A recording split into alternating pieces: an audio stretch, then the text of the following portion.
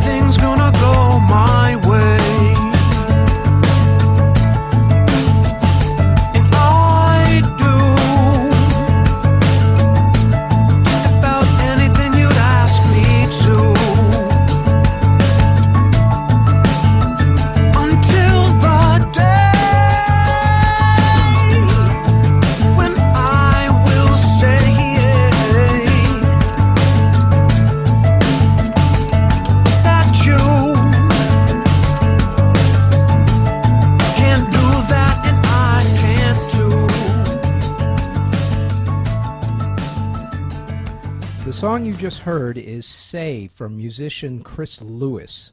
Chris is a singer, songwriter, and musician whose songwriting styles is a mesh of multiple influences crafted together to a fine blend. Our conversation touched on everything from songwriting to music video making to song distribution. Ladies and gentlemen, Boston-based musician Mr. Chris Lewis. Let me first start by asking you where you grew up, basically.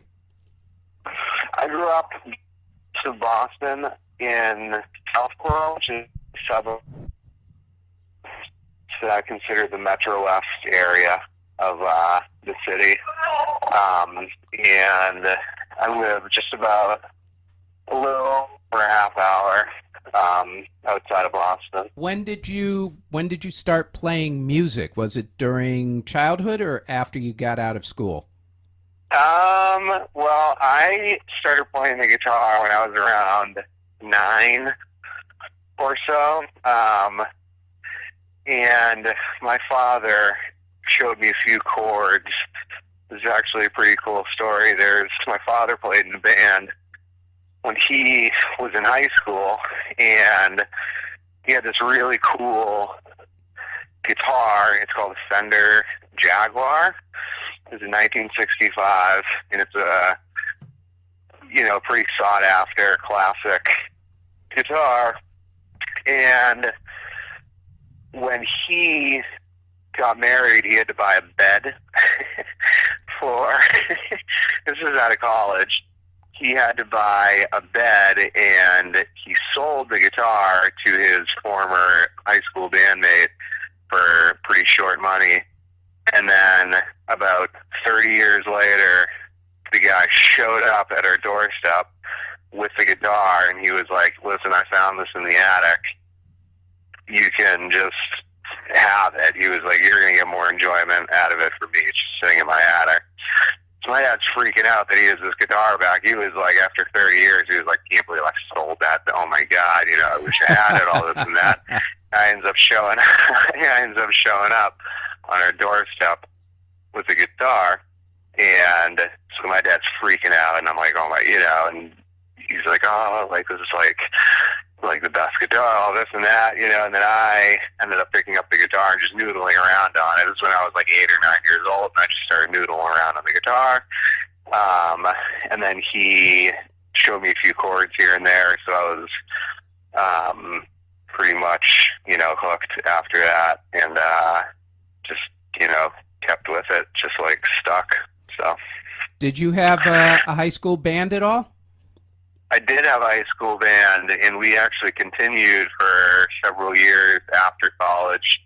I played in a band called Chilmark, Chilmark, which is actually named after a town on the island of Martha's Vineyard, which is off the coast of Massachusetts. And yeah, we played in high school, and then we played after high school as well. Definitely some of the most formative years as a musician for me. Some of the best musicians and guys I know. And we created some awesome music. And so that was the band that I started in high school, or that we started in high school. So, and we were pretty much like, pretty exclusive to each other as musicians, like definitely very dedicated to that band. And, they're always friends that I jam around with, but that was really my serious musical endeavor in high school. So you guys are sort of broken up, or are they now your backup band? Or? Yeah, I mean, we are considered disbanded, but we still work together. It's my cousin, we'll jam. I consider us, musical brothers at heart forever, I think we all do. Right. But things get difficult, and things, it's not easy being in a band. It's not, it's like being in a relationship with 5 people. It's not. It's, we all love each other. We all, and we got along great, really, we were creatively worked pretty seamlessly. But it was, it's just difficult. It's not easy being in a band, and, people's lives happen, and it's not easy. So, but I think, we're definitely musically bonded forever, I would say. Yeah. But we still work together, we still, my cousin was in the band, and we still, we worked on a project called the Lewis Duo. And we still work off and on, and we released some music, and we've been performing in the Boston area. And the rhythm section, the drummer and the bass player and myself were talking about, putting together some material. I've been writing some new material. And we have, a close friend of mine, his father's an engineer at Berklee College of Music, which is a famous music school in Boston, and we've been lucky enough to get some studio time at the school through him. So we're thinking, we've talked about maybe they have new facilities over there. They spent about $70 million building a new building over there, and they have some new studios that are like unbelievable. So we might be able to get into some of those rooms soon. So we're always still talking and always still working together. So it's definitely a ongoing musical thing between us. So definitely very cool. That's a good thing then. So in terms of your solo career at this particular moment, how much have you done? I know you have a new single that you just shot the video for, correct? It's called Stay With Me? Yep. Yeah, I just shot the video 2 weeks ago, which was a new process for me. It was cool. I've shot live video. I've done, like performances of me playing live that we've done, that I've, shot videos for. And I've done promo videos for other video companies, stuff like that, where I've like performed a song for them, but nothing in like the acting mode of a music video. And it was a new process. It was cool. I think it came out good. For the most part, it's, I definitely had a vision for the video, and I think we captured it. We're still in the editing process. So what was the vision? We'll see how it turns out. But it seemed to go well. I'm happy with everything so far that we've accomplished with the video. Yeah. And so the single is going to be coming out in like hopefully by the beginning of July. Still got some work to do, and I just want to make sure that I'd like to release it as a package, the video and the song. The song is about 99% done. I have some vocal stuff that I'd like to work on. A few kinks to work out here and there, but it's getting pretty close to completion. So Good. What was your vision for the video? well, it was more just like, creatively speaking, for it to mirror the song, and the image of the song. It's not, once you dive into a music video, it's a lot more tricky. Like, you have to think of like the viewer's perspective, and it's very easy for a video to get boring very quick. There's a lot of details that go into it that, even if you're on a shot for, too long, you'll lose the viewer, or it'll, won't be as interesting. You have to have a theme. It has to mirror the theme of the song, the message of the song, and it's just not as easy as I originally thought. I had this really talented dancer from Chicago. She's a professional dancer, and she specializes in hula hoop. Her name is Lucy Ford. She's super talented, and I found a video she posts. She's a professional dancer, and I just came across randomly one of her promotional videos. She teaches workshops and, does various projects for her dancing, and I just came across one of her videos, and I was like, oh my God, she's, would be perfect for the style. Her style of dancing was like, a perfect match for the song. And I was like, oh my God, this would be great. So I shot her an email just being like, is there any, I'm in Boston, she's in Chicago. And I'm like, you're thinking, could we do this like, long distance? Could I have her, shoot a video and then send it, and I could somehow, oh, that's my dog.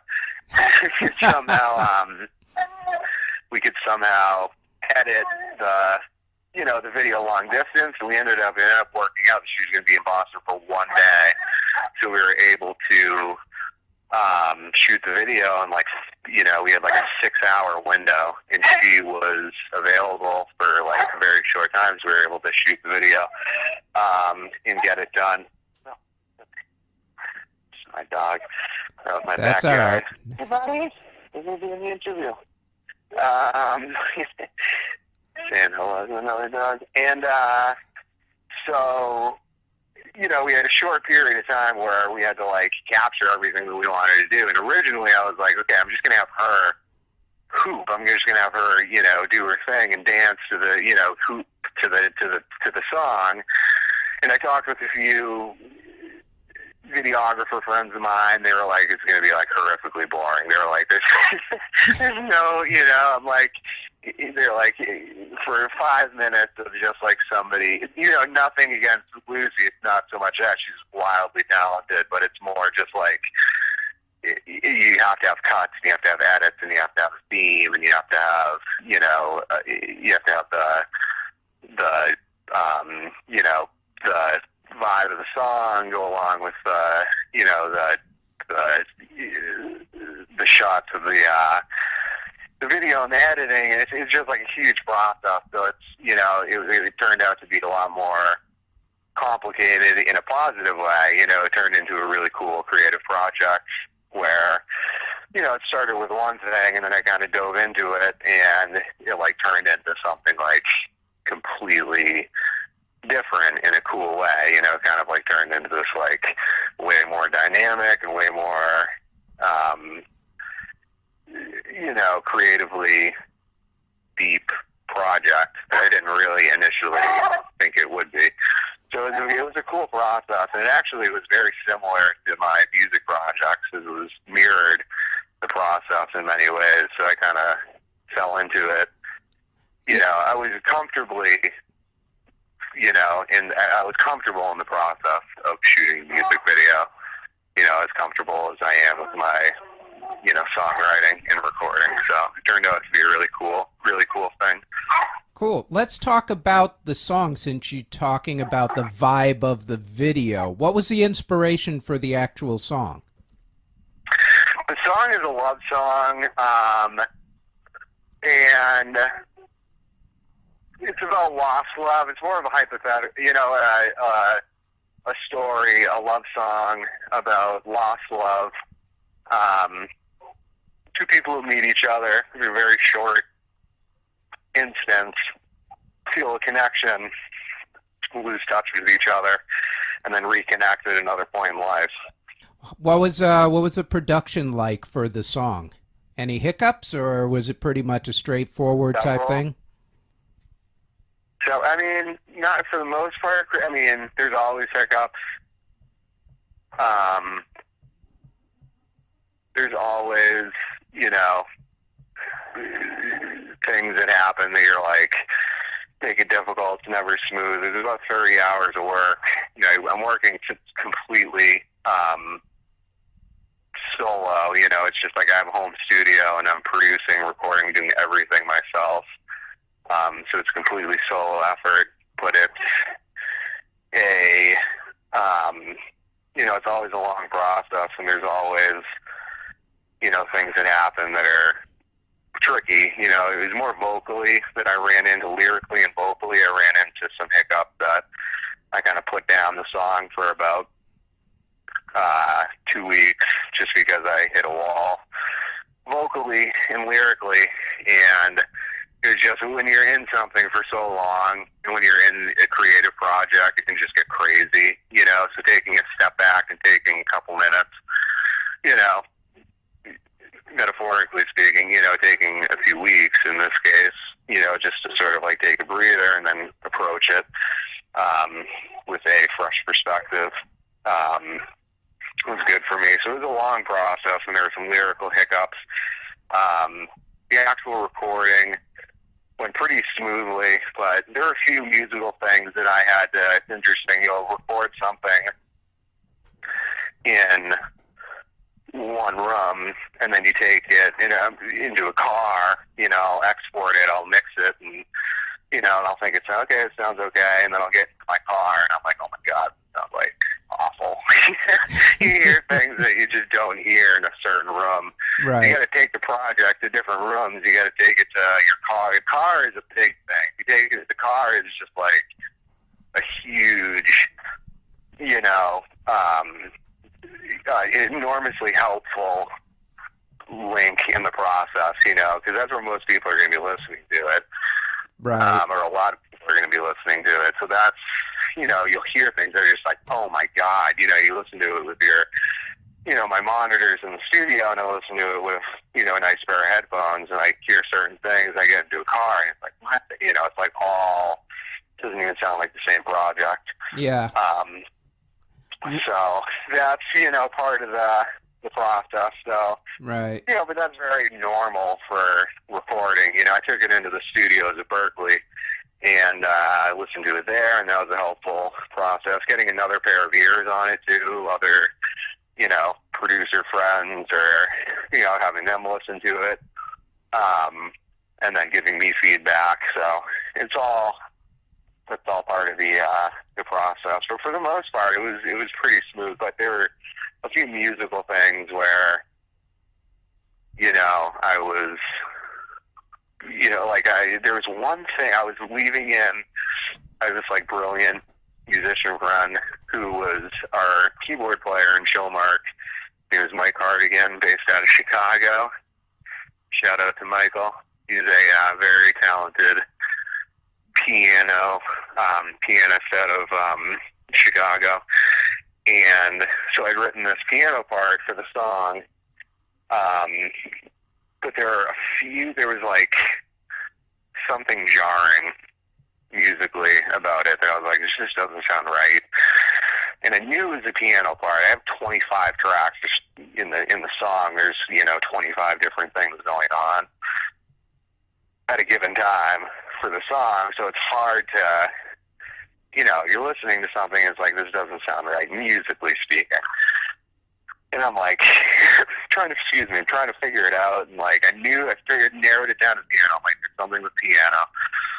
And so I sent the song to my friend Mike, and I'm like, listen, there's something going on musically with this piano part, and I'm not sure what. He picked out the note, so chords, individual notes played at the same time, and the piano part had like let's say 7 or 8 different chords. He picked out a single note in the in the piano part. He was like, that C sharp, or I forget what the note is. He's like, that C sharp is like jarring, and it's just kind of throwing off the whole thing. He picked out the single note in the entire thing, and I took out the single note in the piano part, and it completely cured the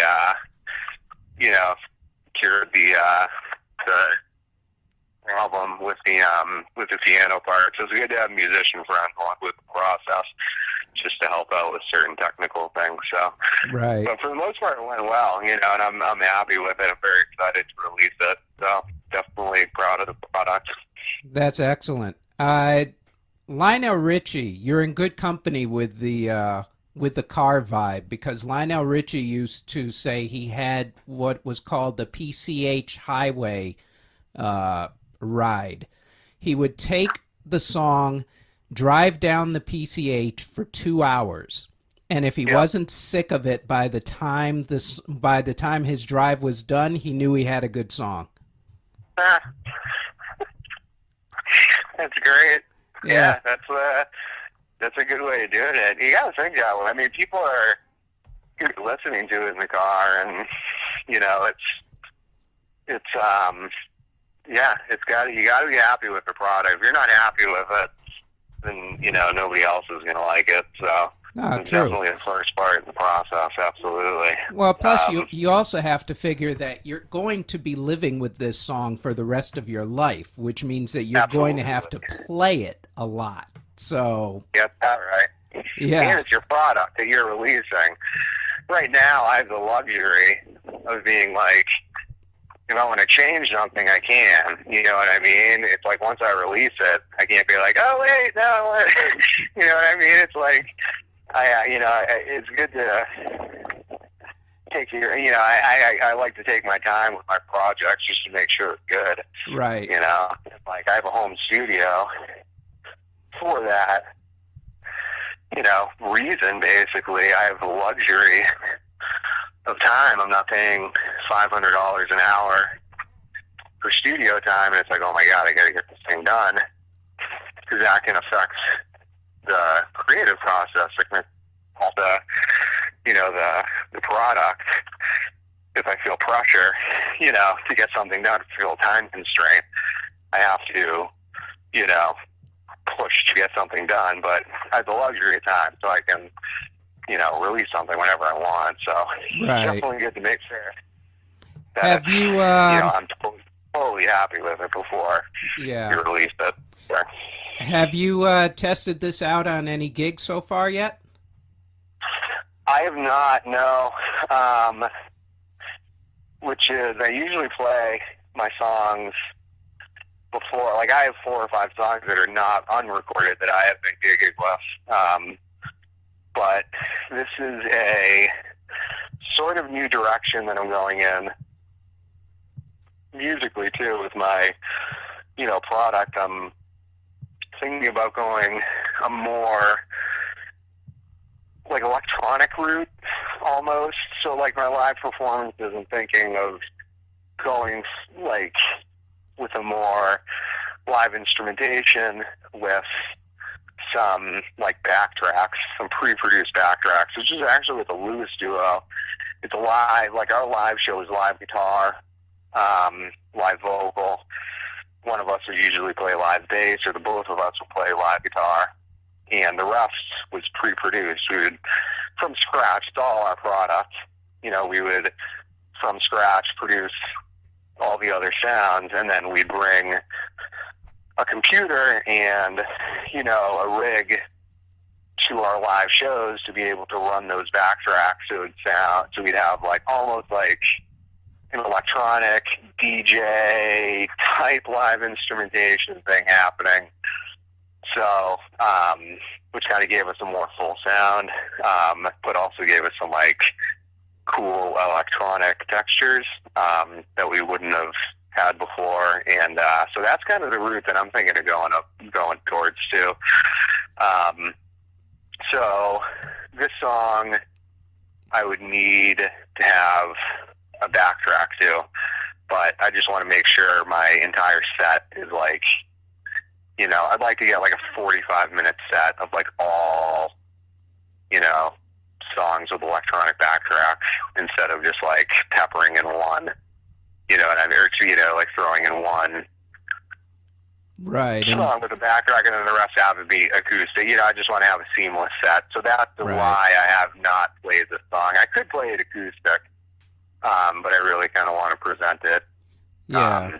the way that, you know, I want to present it, which would be with the backtrack with more of a full sound. So that's why I have not performed the song live, although I do have new material that I've not released yet that I'm, you know, playing live. Right. So, and it's cool. It's part of the creative process too. A lot of the songwriting isn't finished when I play live songs. You know, I like it. You know, I kind of, you know, the idea of like, you know, writing a song, finishing it, performing it. You know, I take more of like an organic route with some of my tunes. You know, where I'll like, you know, I might change them. You know, it's like I'm writing the song and then I'll play it live and see how it does. You know, and see how people like it, and then I'll change some parts, you know what I mean? It's like, you know, trying not to, you know, tie myself down creatively, being like, well, I gotta, you know, release it and then play it. You know, I gotta finish the song and then play it live. The creative process sometimes, you know, weaves in and out of the live setting. And then I'll bring, you know, certain things that I take from that live performance, and I'll change arrangements if I want. You know what I mean? I'm like, you know, you know, nobody's really telling me what to do with that. Songwriting is something that I can like. It's like great. I can like do whatever I want. So it's like, you know, I'll take the, you know, an experience from a live setting. If I want to change something arrangement wise or, you know, musically, I will do that. You know, so. If I play a song live, it doesn't mean that it's finished necessarily, but it does get to an end point. There are completion points for songs. You know, there are points where I'm like, okay, this is solid, and then, you know, it is what it is. To that end, in terms of your playing style, what would you consider your music to be, basically? What style? I just call it pop rock. That's kind of you know, it's easy to rattle off like a bunch of, you know, like big words and like, you know, very detailed, you know. Ambient, exoteric, nouveau 60s. Yeah. People are like, what? Yeah. I mean, I just say pop rock, you know, because it's like I'm influenced by like all over the board, you know, a lot of hip hop and a lot of, you know, rock and you know, soul music, but it's sort of all just kind of gets like melted into one thing. So I just call it pop rock. Or, you know, I'm a more disciplined songwriter than I used to be. I went through like, you know, I'd write at one point in my life. I was writing these like 7-minute, you know, with Chill Mark, I was writing epic 7-minute, 8-minute, 9-minute songs. You know, that had crazy technical parts and, you know, instrumentally instrumentally technical. Now I'm using big words to describe my music. There we go. But you could just basically say it sounds like Rush or Yes or anything progressive. Exactly. Yeah, it was very progressive rock. You know, it was very, but it was, you know, what I wanted to do at the time. It was like just part of my, you know, the condition of the songwriter. It was like, you know, it was just a part of the process. It was amazing, you know, it was a great, but it's, you know, definitely influenced where I am now. But I've whittled things down. I've just honed in on the craft, and everything is just, you know, now I'm writing like 3-minute and 30-second pop songs, you know, with like hooks and like, you know, everything is just condensed into, right. But it's rich. I think, you know, my music is, I'm happy with it. It has a lot of depth, and it's like, has a lot of substance, and it's rich. So, you know, where I've been as a songwriter has all brought me to where I am now. Right. And, you know, I'm happy. You know, it's in working on a craft of a pop song too. It's like pop gets kind of a bad rap sometimes, but it's a craft just like any other thing, it's like any other form of music, and it's a cool, writing a pop song is a difficult thing to do. Exactly. Or writing a good pop song or a pop song, just writing a pop song, but it's a craft in its own right, and to do it well is difficult. So that's sort of what I'm working on now. So. Yeah. When I went to UMass for music ed, and oh, cool. Yeah, that's a great school in Lowell. Amherst, actually. Cool. Yeah. UMass has great programs for music. Yeah. Well, at the time that I went, they really, how can I put this? The only two forms of music that they gave any respect to were jazz and classical. And if you were into pop or, well, at that point, rap was just coming into its own. So if you were into anything other than jazz or classical, it was very much frowned upon to be nice about it. Interesting. Yeah, they were. I don't know if that's changed in the last decade or so, but when I went there, people didn't. I remember one teacher specifically who said that all that pop music is just putting four chords together and repeating them. Oh my goodness.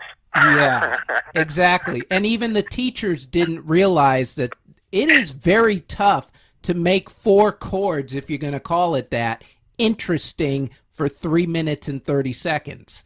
You got that right. Yeah, extremely tough. 30 hours trying to make it interesting. Yeah. Like being like, oh my God, there are times, 12-hour days where I'm like, I think I go crazy just like working on one part, I'm just like, what, but it is not. That's interesting though. That has changed. That has changed. I hope you'll be happy to know. Other genres become much more respected on a legitimate platform. I mean, Harvard released, they have a whole wing dedicated to hip hop now. There's a rapper named Nasir Jones. He's from, he's New York. He's a New York rapper, highly influential in the hip hop world.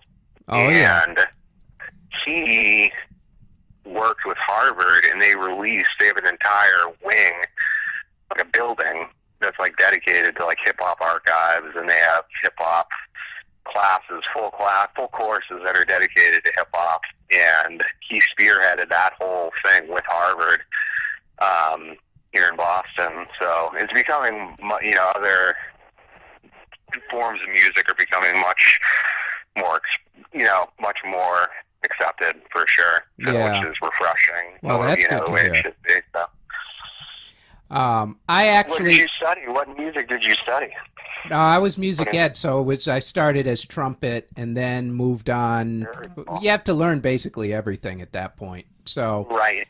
Yep. it's funny you bring up Nas because I have a personal love-hate relationship with Nas in that I mainly love him, Yep. except he ruined one of my props at the place that I work at. Oh no. Yeah. Nah, what are you doing? They were doing What a music. happened? Well, I forget the music video name. I'll research it and throw it in my apologies section at the end of the podcast, I'm sure. But there's a video where he's the president, and Yeah. they wanted one of our podiums, and they rented one of the podiums, and they carved the N in the front of the podium. Brand new podium, I might add. Oh, Brand new. We still have the podium. no way. Yeah, we still have the podium. That's And worth money now. it's probably worth a lot of money. I had not thought of that. I could probably sell it That's a cool somewhere. prop. You could probably get a lot of Nas fans who'd be like, that is very cool. They probably want it in their living room. Yeah. Maybe you can take a positive, but that is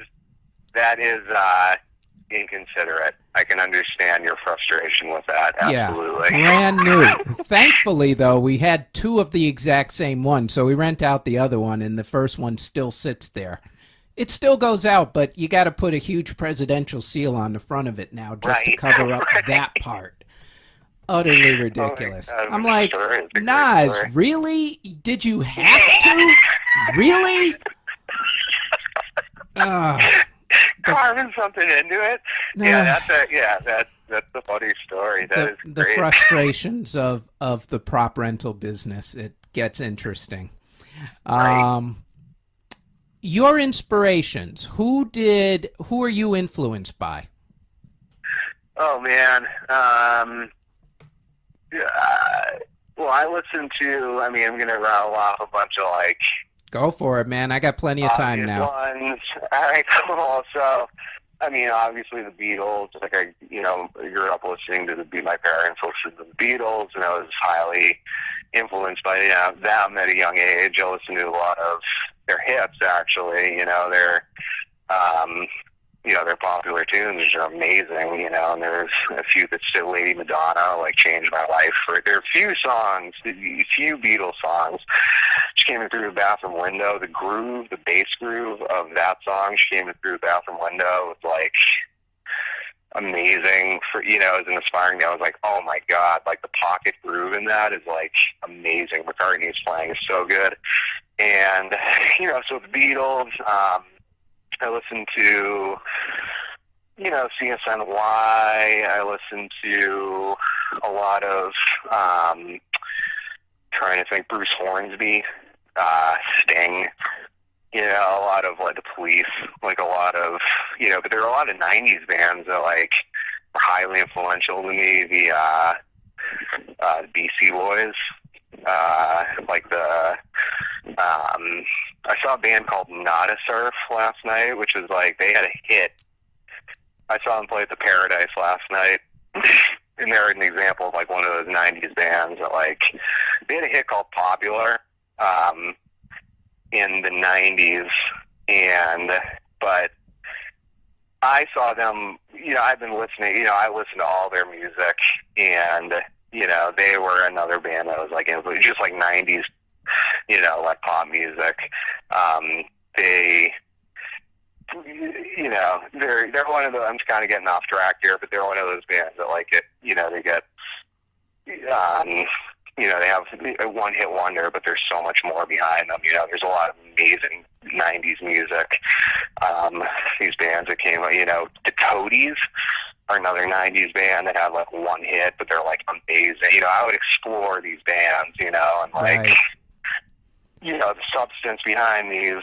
There's so many quote-unquote one-hit wonders that have these amazing catalogs, it's incredible playing, so a lot of those 90s bands, Toadies, Nada Surf, I'm trying to think, REM, there's a lot of like, a lot of that genre that's like amazing. Right. The Toad the Wet Sprocket, the Gin Blossoms. Yeah, exactly. These like, they wrote like amazing music, like really, really Dada. cool. I'm just trying to go off the top. I still consider the 90s to be basically Blues the last. Traveler. Yeah.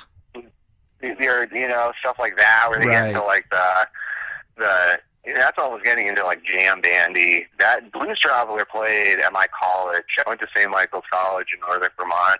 Right. And they played, Blues Traveler came in to play like the big show of the year, and they got like horrible review. Like the whole student body was like, "Oh my God, awful," and I was like blown away. I thought it was like an amazing show. I don't know what people were expecting, but they did like some really cool stuff that I think was just like not what people expected. Going back to like, oh, they're this band, and they wrote like Hook, or they wrote like, the few pop songs, they're expecting something, and then they came out and they're like, man, they like wailed, and they were like, totally blindsided everybody musically, being like, everybody expected one thing, and then they came in like a freight train, like in the other direction, and people were like, what? And then they got a bad rap. I don't know. People were like, oh, it's a terrible show, and I was like, I was blown away. I thought they were like incredible. You know what I think it was with them? They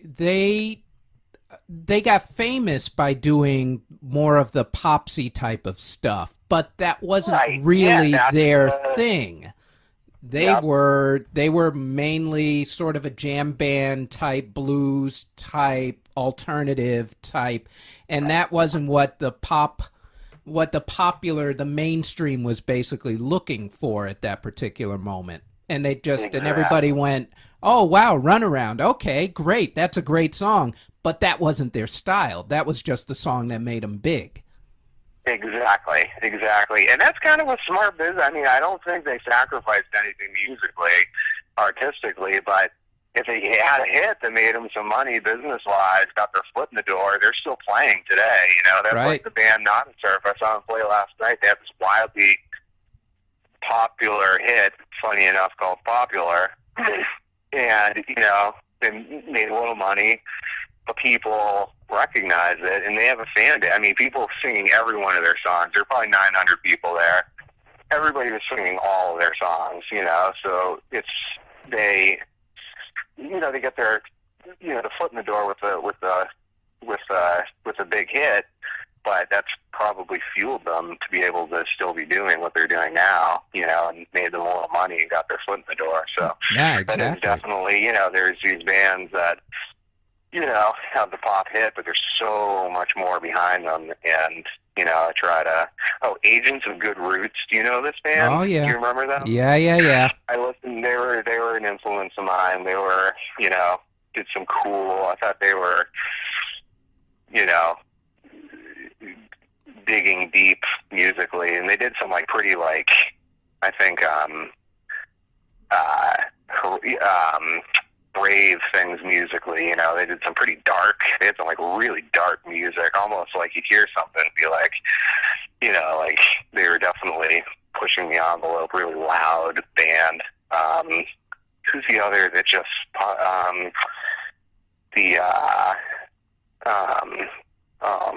Soul Coughing is another. I That's remember another them, kind of yeah. obscure band. No, I remember them. Yeah, they did some they were a huge influence of mine when I was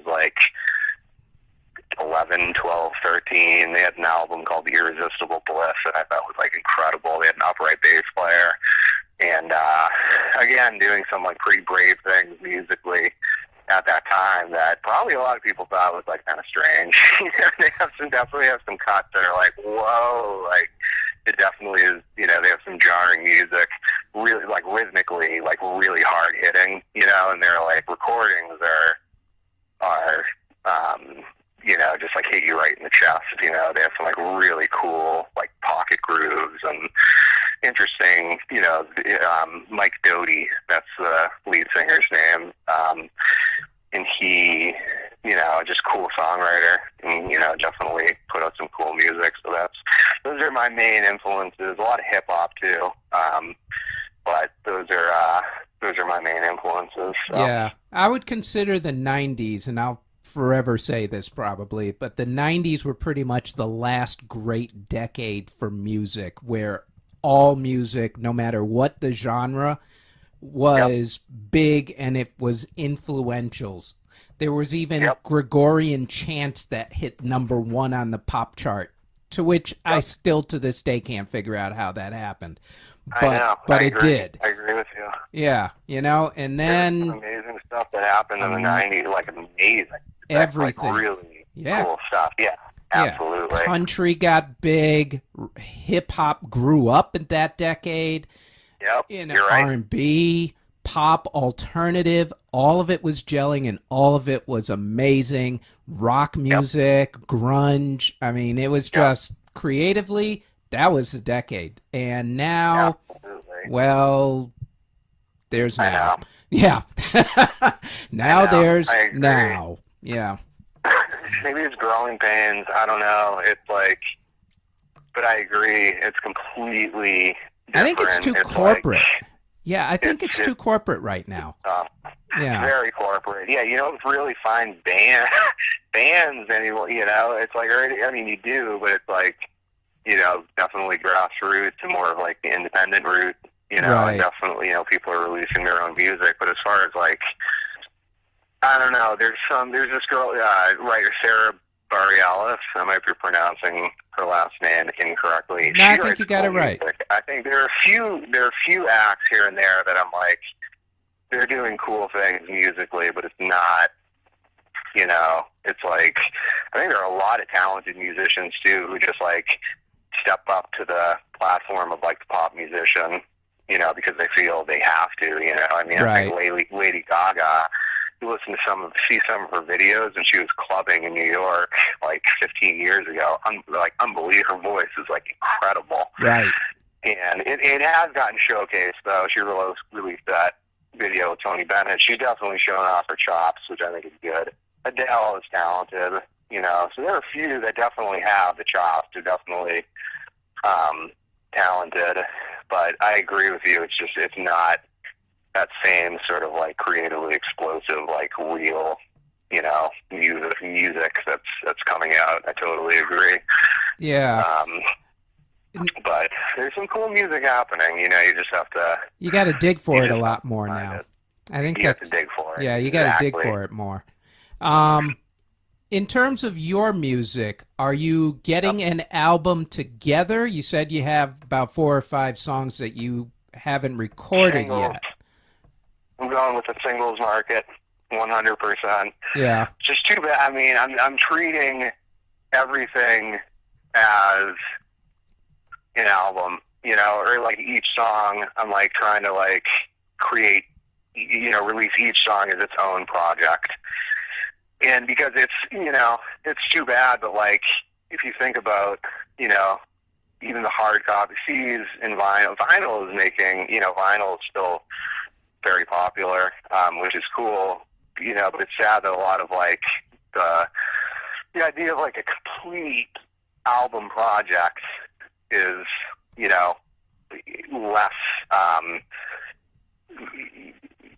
prominent now than it used to be, you know, and that's like a physical hard copy of a CD and art that goes into it, and the cover, and you know, like the sound of like the squeaky noise when you like take like CD out of the case, you know, that's like all part of like, I remember going to Newbury Comics and like I used to like love it, you know, I'd be so excited to get your new CD and make sure they weren't scratched, and like, and that whole sort of like romantic side of music is like not as Right. prominent. It's like everything is digital, but I'm trying to create, you know, I'm like going to create like great art for every single, and like try to create, you know, work with artists to like, you know, work with the vibe of the song to like create, just to, you know, treat each song almost as an album, you know, as its own project. And, you know, so, but I'm going completely singles market. I'm not working on an EP. I'm just releasing single by single. So I'll work on a song, release it, and just start a new one. So, but that's my marketing plan now. And I'm, you know, just singles. Everything's $1. Everything's available in my store. So I'm not working with any distributors anymore. I used to work with the major distributors and streaming platforms. I've completely divorced myself from all of them just because I felt like I was not being fairly compensated, and it just didn't make sense to me.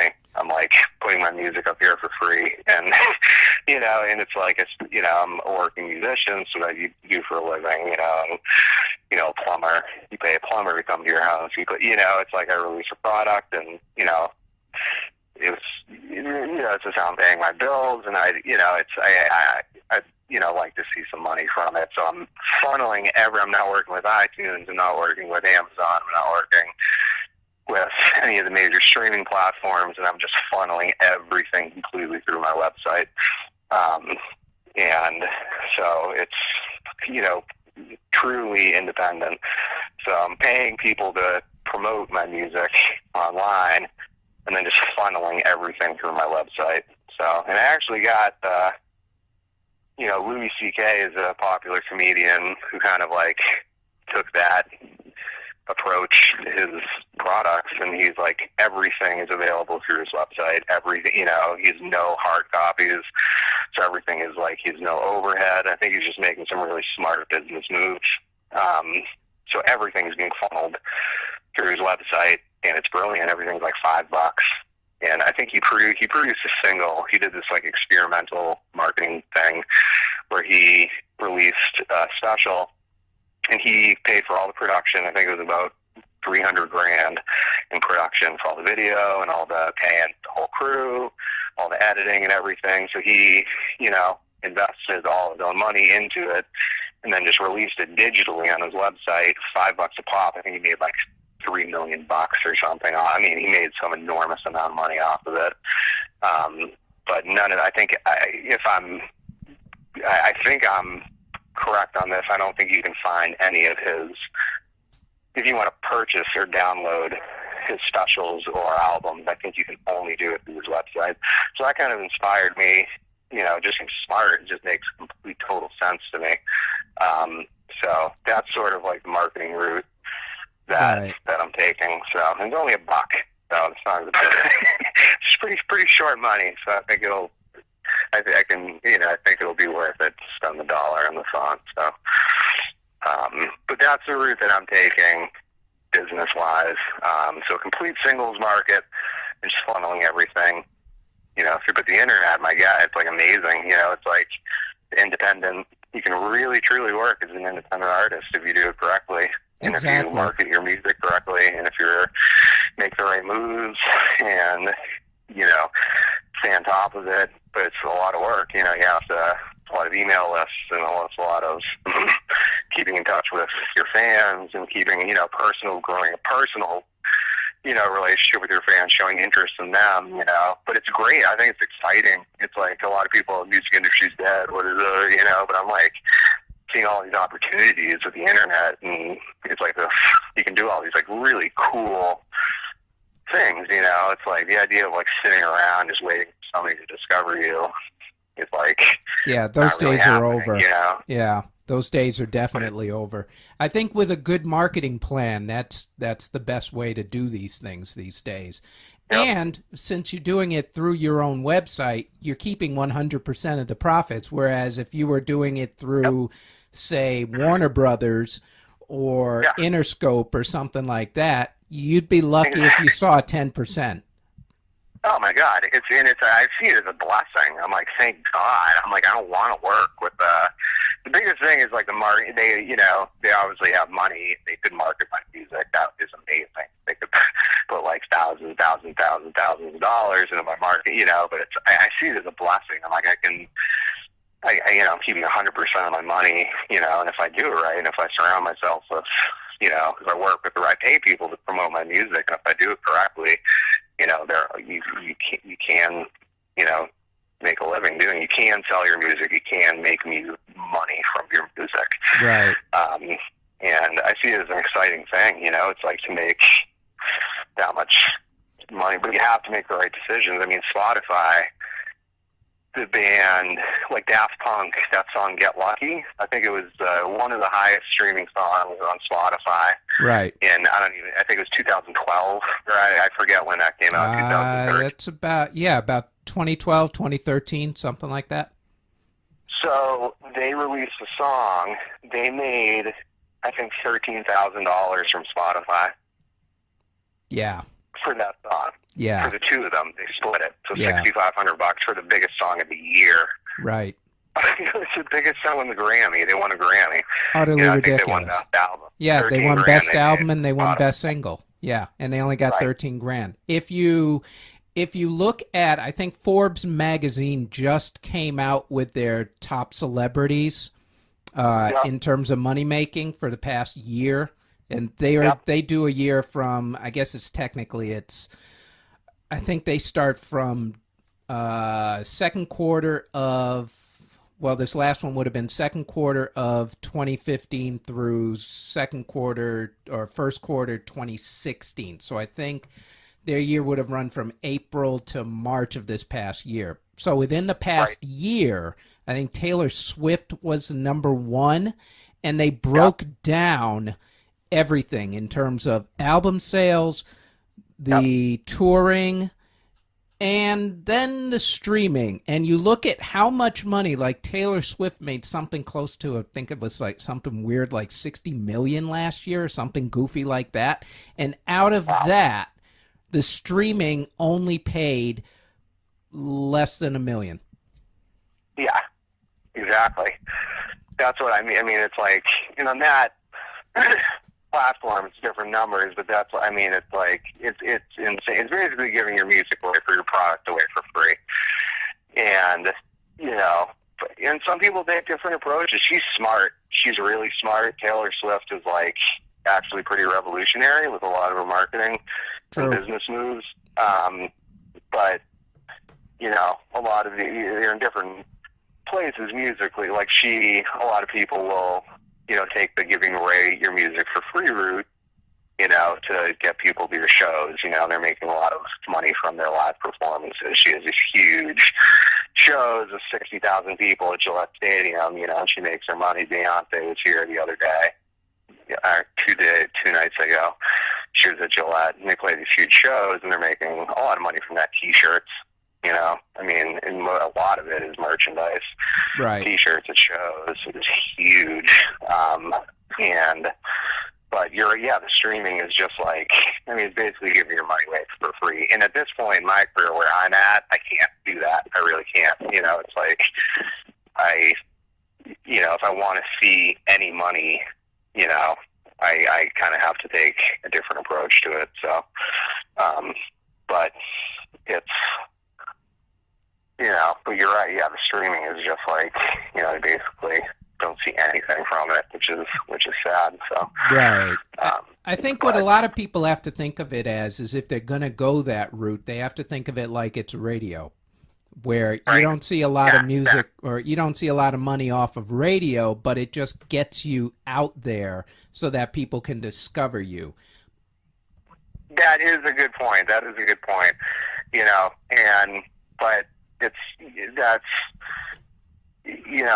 it's just tough. I mean, I don't know if like Spotify, I mean, I guess you can buy ad space, but I don't know if they're going to be like plastering my song on like, they're going to be advertising my song on like the opening page of Spotify. You know what I mean? It's like, right, exactly. Like, if I was in a different place, if I, was on a different level, if I was on Taylor Swift's level, I probably would have my music on Spotify, just for that reason, because it's like new albums. I mean, Beyonce's new album was just plastered all over iTunes, and it's like thrown in your face, right. Of course that's, that would be worth it, and that would be, I probably would have my music up there, but for where I'm at, it doesn't make sense for me, but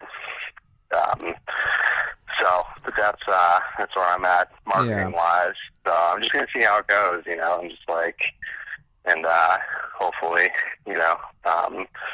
I'll see some dough from it. So yeah. Now, in terms of your gigging, you've been playing live gigs for years. How do you think your style has evolved since the beginning to your last one, which was the Hard Rock Cafe, right? Yep, I played Hard Rock Boston not too long ago. My performance style it just evolved. Like, I feel like I've become a better performer. I think I'm connecting with my audience in a way. I don't know what it was like before when I was performing, when I was younger. I don't know if it was, I never had like stage fright or anything, but there's definitely, elements of insecurity that I think every performer goes through, where you're standing in front of people, and to really open yourself up emotionally to connect can be a difficult thing to do and not an easy thing to do. So a lot of my performances were like rehearsals. I'd be like, with the band, we'd be like polished, well rehearsed, and we'd go up and we'd perform just like we were playing, the rehearsal space, and, the audience would watch us, and it would be fine, but there was, I've just grown, and I've become more secure, as a performer and with my products, and I've more easily, I feel like I'm more comfortable opening myself up emotionally, which is creating a connection with the people, which is cool with the audience. So there's that whole live vibe has become a more prominent aspect of my performances, which is great. It's amazing. It's enriching my life. It's a beautiful thing. It's like great. It's like you see people dancing. You see, people like you're really connecting on a real level. And that's what makes the live shows like awesome, where you feel that connection, and at the Not a Surf show last night, they were, did an amazing job with that, it was like band and audience were one unit, it's like that, like one thing, and it really creates a cool atmosphere. So that's the route that I'm going, I feel like that's like the what I'm seeing, as a change in my live performances is more of that, like the connecting with the audience and making it more of a personal experience rather than me just like playing my songs in front of people, so it's definitely evolved in that aspect. And it's just good. And my craft has gotten better, I'm like constantly working on my craft. So, I feel like my, musically speaking, my guitar playing has gotten stronger, my vocals have gotten stronger, and so everything is just evolving in a good direction, and I'm just, continuing to work on my craft. So, but I'm looking forward to playing live more than anything. I used to just love sitting in a room, and playing, and I love just jamming with my bandmates and just like having a blast. But I'm looking forward to performing. I've never not enjoyed performing, but I'm really looking forward to performing more than any other point in my career as a musician. Yeah. It's a very exciting place to be, and you can really, have some cool experiences in a live setting. So, yeah. Do you have any gigs lined up upcoming that we should know about? Well, I'm working with an agent in Boston, so I'm pretty regularly having shows. I have nothing booked right now. I'm just like focusing on the single. And, I got the video that I've been working on. So I've had my, I got a few different things going. As far as that, I'm just trying to like really make sure I get this done and that sounds good. And then I'll be back I'll be back playing shows. Probably by this summer I'll be playing in Boston too, focusing on Boston as well, which is kind of a tough market. But I like to hopefully get up to New York to perform in New York a few times. It's like amazing. It's like the land of milk and honey. Like the difference between Boston and New York is like absolutely insane. Like, it's incredible. I mean, I had cards just being thrown at me, like manager, just like, oh, let's work together. It's into networking, which is amazing. It's just everywhere I look to is just like constant networking. And in Boston, it's just a struggle. It's kind of too bad, but my city is not the best place for music. It really isn't. Yeah, not anymore. It used to I'd be. like to change it, but it's a struggle for sure. Right. Yeah, because it used to be way back in the day. I mean, the Cars came out of Boston. Oh, Jay huge, Giles yeah. Band, Aerosmith, and well, okay, the New Kids, but that's beside the point. Right. But New Edition came out of Boston too, so there we go. I'm gonna say, what's rocking between your ears these days? Who's got your attention? Who you been listening to lately? Oh man, who have I been listening to? I've been listening to. Let's see. I'm trying to think. I mean, I go back to a lot of my like Maxwell. Like as far as like what I'm listening to right now, Maxwell just released a new single, which I thought was really cool. He hasn't released music in years, so I've been listening to a lot of him. There's a lot of like instrumental music. There's a band called Lettuce. They're kind of like a funk type deal. They're actually out of Boston, funny enough. But I've been listening to them. On a popular level, I'm trying to think who I've been listening to. Oh my gosh. There's a few songs that I hear a lot of stuff on like 88.9. It's like this great college radio station, WERS. It's like really popular, but they spin some like amazing music.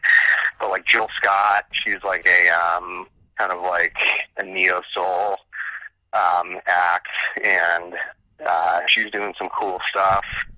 But I don't know. It's like I listen to a lot of like the beats. You know, I listen to like a lot of like the stuff on like a popular level, and I just listen to the producers who are being paid to write a lot of this music are incredible, you know, and they're like, you know, a lot of the, you know, beats behind popular musicians are like incredible. So I think there's a lot of production that's happening on a popular level that I think is like A1. You know, I think it's just like so good. I hope people aren't going to hate me for saying this, but I think there's some Bieber tracks that don't hate me. But there's some like but there's these producers that are paid to write a lot of his music, and they're so good. A lot of these popular pop stars, they have these people behind the scenes who are just like hitting it out of the park production wise. So I think it's impressive. There's a lot of pop music, you know, that the production is like amazing, but it's just very select. There'll be like a few tunes here and there, and I'm like, damn, you know, I'm like, that is hot, you know, but it's not everything, but there's some cool production stuff happening. But, you know, like we were talking before, you just gotta kind of dig for a lot of it, or, you know, not everything, but there's a few select things that are very cool that are happening in music, so. All right, you lost me at Bieber. I'm sorry, man. No, I'm just teasing. I'm just teasing. I will actually admit the last Bieber I'm not album. saying him necessarily. I'm just saying just his his producing. I know as a musician, I understand and appreciate exactly what you're talking about, because there is not the song Sorry. What's the one that's sort of a ballad? The way you look at me, and you should. Love Yourself. That one.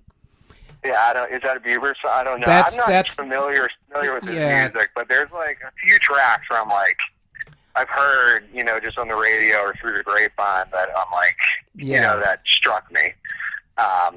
Producer-wise, I don't think it's him writing the music. I think it's somebody being paid $1 million behind the pretty computer. Much, yeah, exactly. But I will give him that credit, because if he had a part of that song, which I don't think he did, but if he did, then it's really a really well done ballad from him. Yep. It's the one that just hit #1 that they've been playing on the radio nonstop, along with, you know, his 15 other nonstop songs.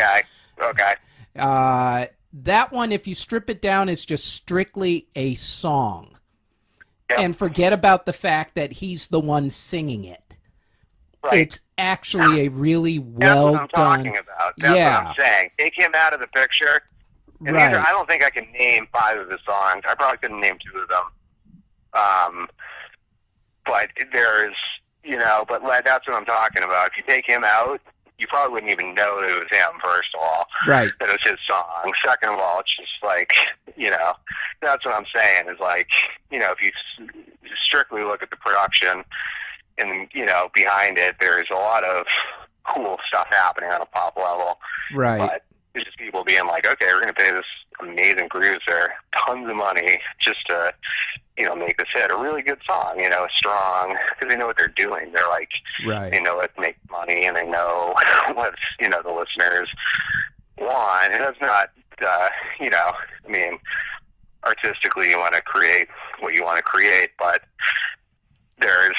is some amazing music happening, you know, on a pop level. But like you said, but you know, you take them out of it, take it, you know, Bieber out of it, and it's like there's a lot of cool stuff happening with a lot of that pop music. Now, I will give Bieber his due, or at least his producers and writers. They put out a good album this time around. Sure. Forget about him. Sure. What do you remember what your first album was that you actually bought? Oh my God, "Automatic for the People" by REM. Wow. That's a good one. If you're going to go with the Yeah, first, that's a damn good one to go with.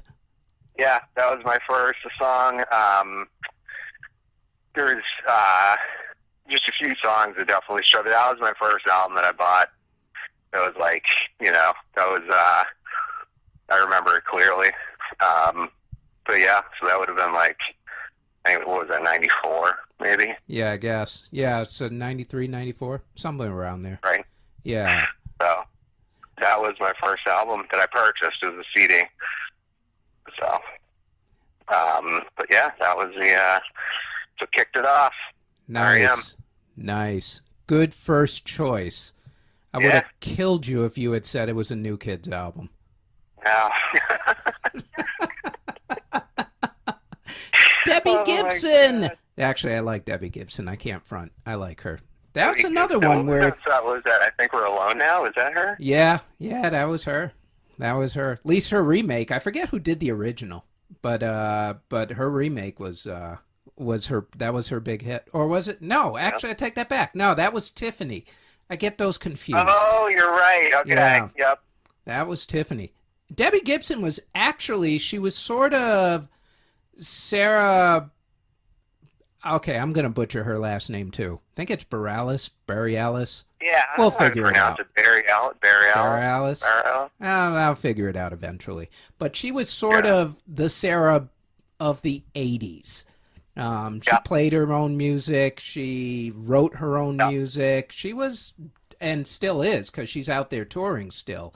But she's Right. Debbie Gibson is a very talented pianist and performer still. So I give it up to Absolutely. anybody. Well, I give it up to anybody who's still out there doing it these days after all these Yeah. years. So, you know. I might get a ticket to Hall & Oates. Hall & Oates is playing at Great Woods. Oh, I think yeah, next that's a month, must and see. I think I'm going to go. Yeah. I An absolute think must see. Just for his songwriting abilities alone. And plus, the stuff my they did in God. the 80s. Man. hit makers. Hit makers. Extreme hit makers. Yeah, I saw Chicago last summer with they Earth, split a Wind, and bill Fire? with Earth, Wind, and Fire, Yeah. and I was blown away. I mean, the hits. I just didn't realize, like, I know Chicago and the Punchy Horns, and like they're like they're like amazing songwriters.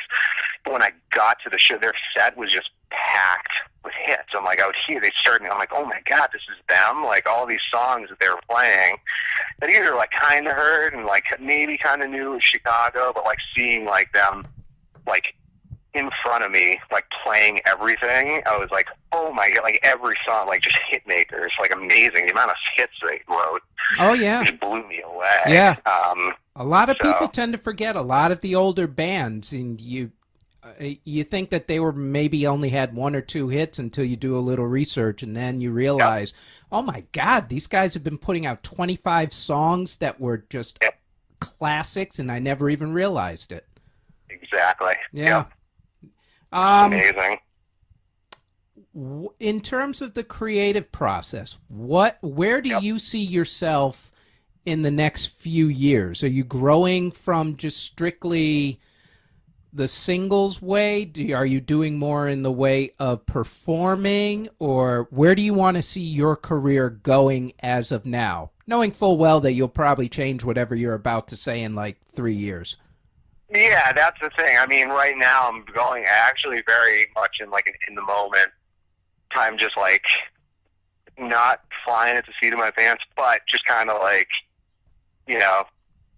like where I'm at is like if I make, a substantial amount of money off of a certain single, I'll be able to fund more shows and touring, hopefully. Ideally, I'd like to be on, a bigger platform as a solo performer, and kind of like going in this direction of like, creating these pre-produced electronic backtracks, but like, having like more of a, with live instrumentation, incorporating other live instruments.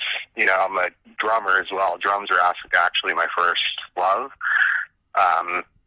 instrumentally. So, incorporating like, more instruments and like looping is another thing I've been experimenting with live. Looping tracks, as like I'll play a track, a progression, and then loop it, and then just like layer loops, and then you can sort of create this like sonically, dynamic wide sound as a solo musician. So there's all these, tools coming out, gear-wise, where, you can do a lot of stuff as a solo musician.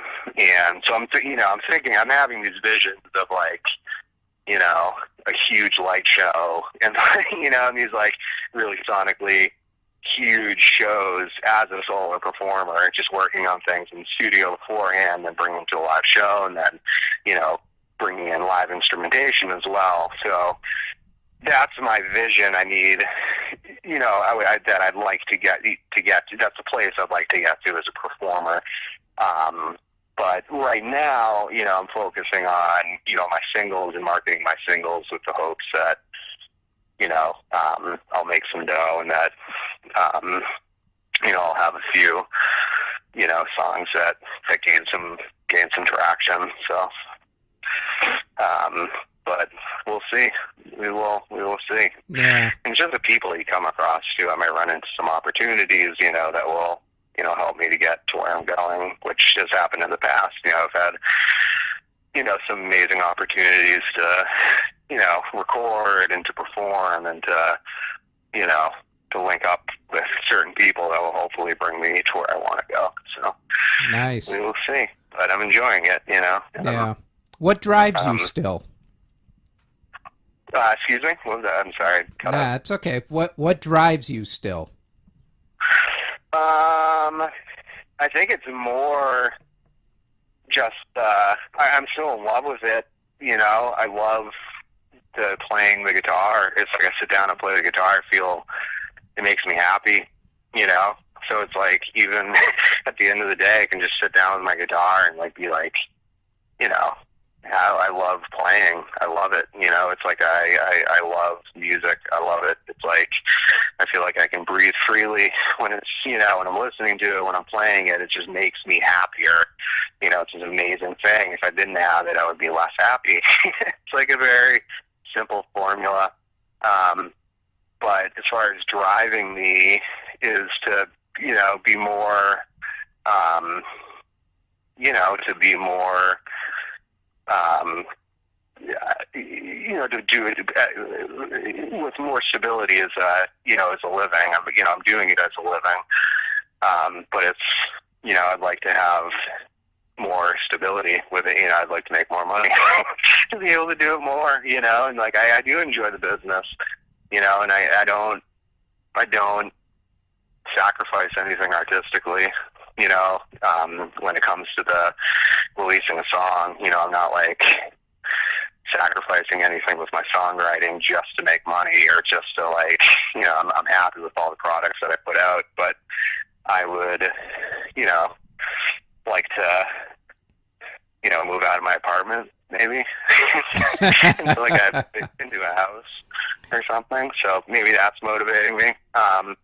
But at the end of the day, I do love playing the guitar. I just love it. It's like, it enriches my life for sure in a very awesome way. So nice. Now, in terms of your promotion, this is the part where you get to say how people can find you, what your website is, all that fun stuff. So go right ahead and promote away. Thank you. Okay, so chrislewismusic.com. That's my website. All of my music is available through the website, and that's pretty much the place. Sign up for the newsletter. I have a newsletter, so you can keep in touch, and I can, there are incentives, free downloads, upcoming shows, news about upcoming shows and whatnot.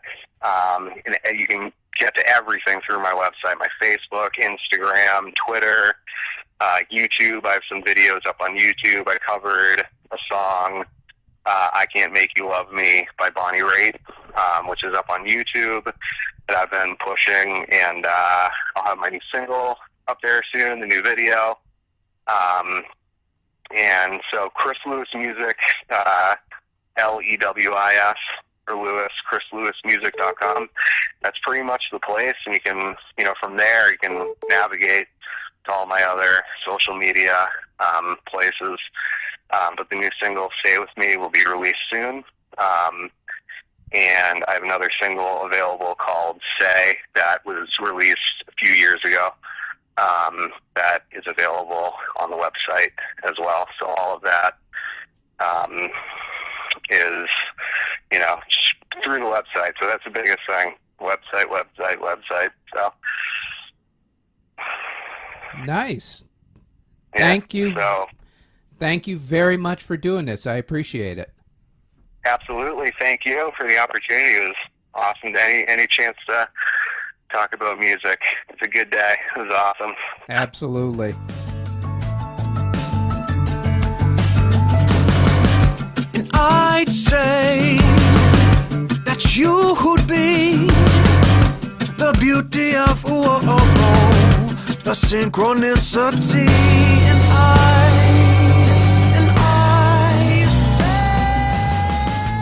say. Okay, for the record, Sarah's last name is pronounced Bareilles.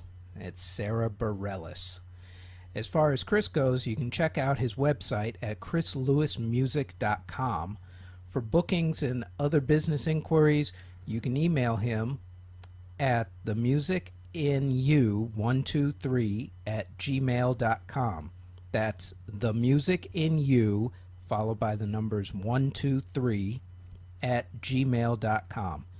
Next week we'll have a two-part interview with art department coordinator for the Marvel TV universe and musician Jeff Coogan.